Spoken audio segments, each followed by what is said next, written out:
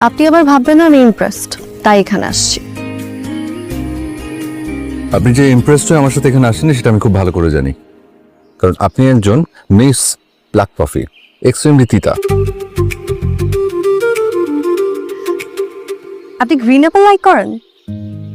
না, আমি বাংলা টাইপ, আম জাম লিচু কাঁঠাল। আচ্ছা, আমি কমার্স, আপনি? সায়েন্স। ও, এটাও মিলল না। আপনার সাথে আমার মিলের থেকে অমিলই বেশি। এটা কিন্তু best chemistry, like Tom and Jerry.